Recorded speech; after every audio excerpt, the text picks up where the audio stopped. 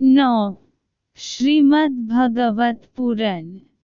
श्रीमद्भागवत पुराण प्रथम स्कंद।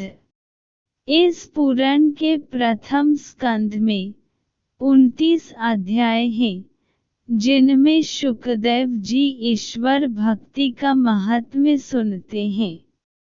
भगवान के विविध अवतारों का वर्णन, देवर्षि नारद के पूर्व जन्मों का चित्रण, राज परीक्षित के जन्म, कर्म और मोक्ष की कथा, अश्वत्थामा का निंदनीय कृत्य और उसकी पराजय, भीष्म पितामह का प्राणत्याग, श्री कृष्ण का द्वारकागमन, विदुर के उपदेश, धृतराष्ट्र, गांधारी तथा कुंती की तनगमन एवं पांडवों का स्वर्गारोहण के लिए हिमालय में जाना आदि घटनाओं का क्रमवार कथनक के रूप में वर्णन किया गया है। द्वितीय स्कंद। इस स्कंद का प्रारंभ भगवान के विराट स्वरूप वर्णन से होता है। इसके बाद विभिन्न देवताओं की उपासना, गीत का उपदेश, श्री कृष्ण की महिमा और कृष्णार्पणमस्तु की भावना से की गई भक्ति का उल्लेख है। इसमें बताया गया है कि सभी जीवात्माओं में आत्मस्वरूप कृष्ण ही विराजमान है। पुराणों के 10 लक्षणों और सृष्टि उत्पत्ति का उल्लेख भी इस स्कंद में मिलता है। तृतीय स्कंद। तृतीय स्कंद उद्धव और विदुर जी की भेंट के साथ प्रारंभ होता है। इसमें उद्धव जी श्री कृष्ण की बाल लीलाओं तथा अन्य लीला चरित्रों का उल्लेख करते हैं। इसके अलावा विदुर और मैत्रेय ऋषि की भेंट, सृष्टि क्रम का उल्लेख, ब्रह्म की उत्पत्ति, काल विभाजन का वर्णन, सृष्टि विस्तार का वर्णन, वराह अवतार की कथा, दिति के आग्रह पर ऋषि कश्यप द्वारा असमय दिति से सहवास एवं 2 अमंगलकारी राक्षस पुत्रों के जन्म का शाप देना जय विजय का सनत कुमार द्वारा शापित होकर विष्णुलोक से गिरना और दिति के गर्भ से हिरण्याक्ष एवं हिरण्यकशिपु के रूप में जन्म लेना, प्रहलाद की भक्ति, वराह अवतार द्वारा हिरण्याक्ष और नृसिंह अवतार द्वारा हिरण्यकशिपु का वध, कर्दम देवहूति का विवाह, सांख्य शास्त्र का उपदेश तथा कपिल मुनि के रूप में भगवान का अवतार आदि का वर्णन इस स्कंद में किया गया है। चतुर्थ स्कंद। इस स्कंद की प्रसिद्धि पुरंजनोपाख्यान के कारण बहुत अधिक है। इसमें पुरंजन नामक राज्य और भरतखंड की एक सुंदरी का रूपक दिया गया है। इस कथा में पुरंजन भोग विलास की इच्छा से नवद्वार वाली नगरी में प्रवेश करता है। वह यवनों और गंधर्वों के आक्रमण से माना जाता है। रूपक यह है कि नवद्वार वाली नगरी यह शरीर है। युवावस्था में जीव इसमें स्वच्छंद रूप से विहार करता है, लेकिन कालकन्या रूपी वृद्धावस्था के आक्रमण से उसकी शक्ति नष्ट हो जाती है और अंत में उसमें आग लग दी जाती है। रूपक को स्पष्ट करते हुए नारद जी कहते हैं, पुरंजन देहधारी जीव है और 9 द्वार वाला नगर यह मानव देह है।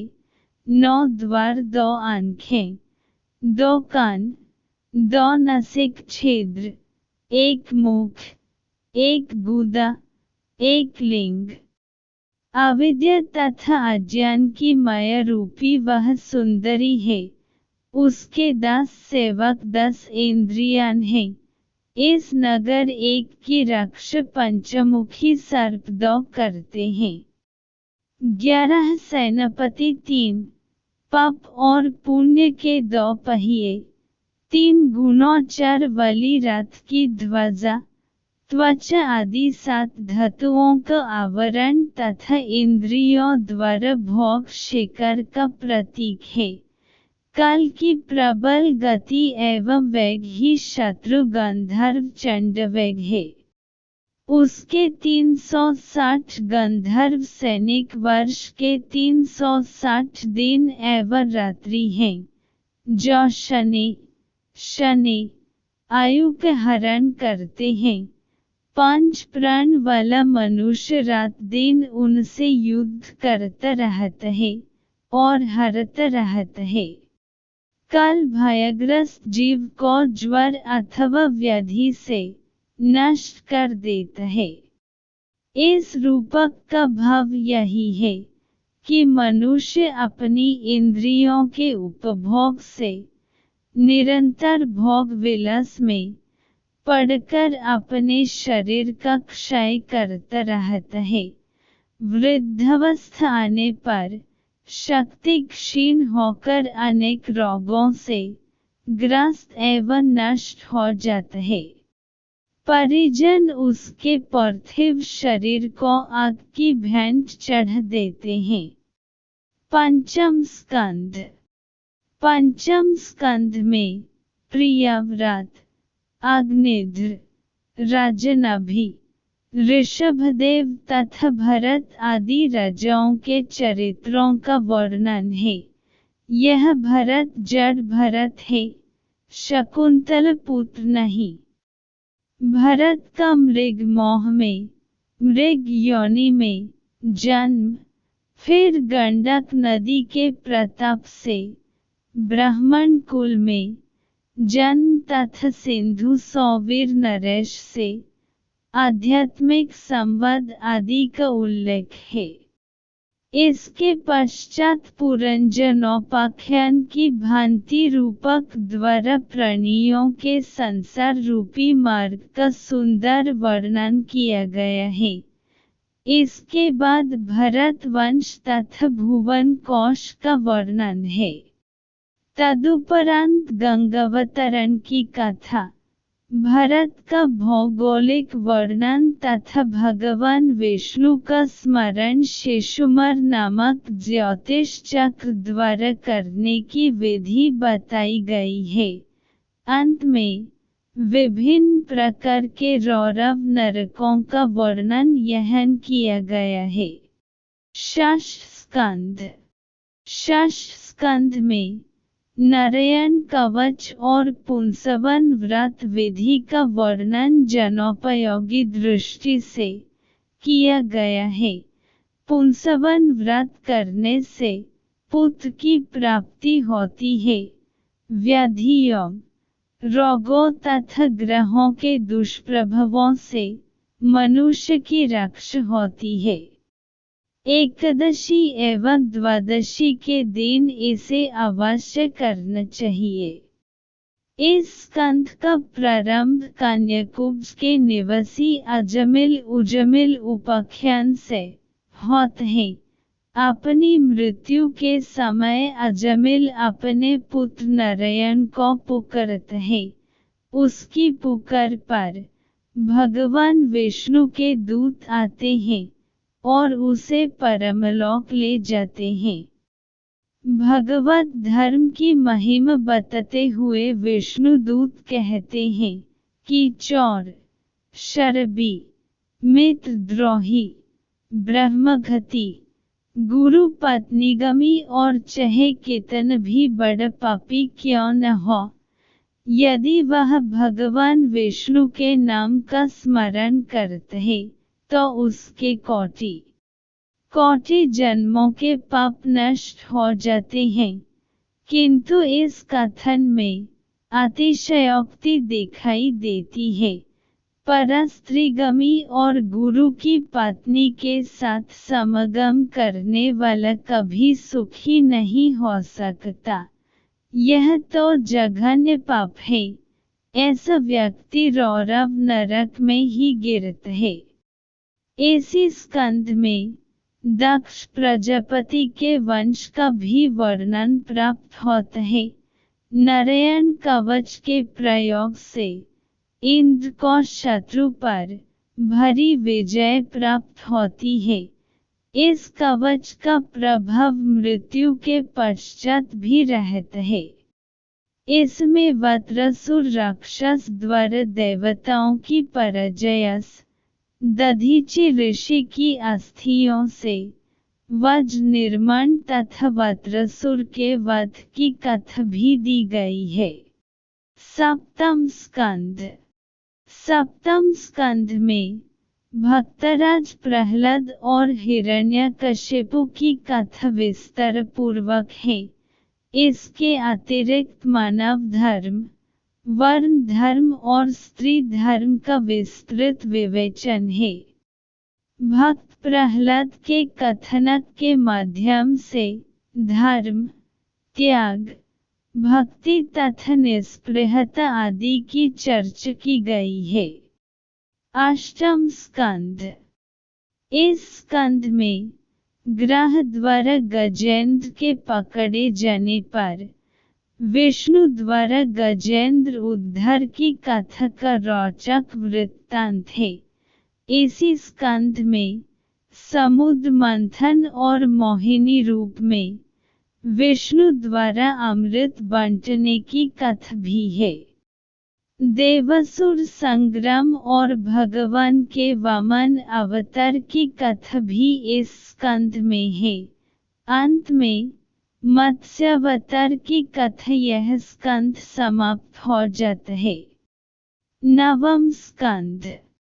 पुराणों के एक लक्षण वंशानुचरित के अनुसार इस स्कंद में मनु एवं उनके 5 पुत्रों के वंश इक्ष्वाकु वंश, निमि वंश, चंद्र वंश, विश्वामित्र वंश तथा पुरु वंश, भरत वंश, मगध वंश, अनुवंश, द्रहयु वंश, तुर्वसु वंश और यदुवंश आदि का वर्णन प्राप्त होता है। राम, सीता आदि का भी विस्तार से विश्लेषण किया गया है। उनके आदर्शों की व्याख्या भी की गई है। दशम स्कंद। यह स्कंद 2 खंडों पूर्वार्ध और उत्तरार्ध में विभाजित है। इस स्कंद में श्री कृष्ण चरित्र विस्तार पूर्वक है। प्रसिद्ध रस पंचाध्यायी भी इसमें प्राप्त होती है। पूर्वार्ध के अध्यायों में श्री कृष्ण के जन्म से लेकर अक्रूर जी के हस्तिनापुर जाने तक की कथा है।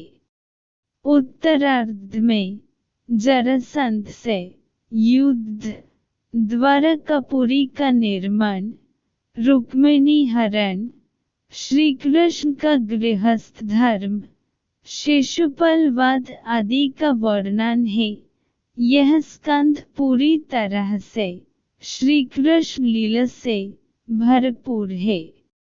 इसका प्रारंभ वसुदेव देवकी के विवाह से प्रारंभ होता है। भविष्यवाणी।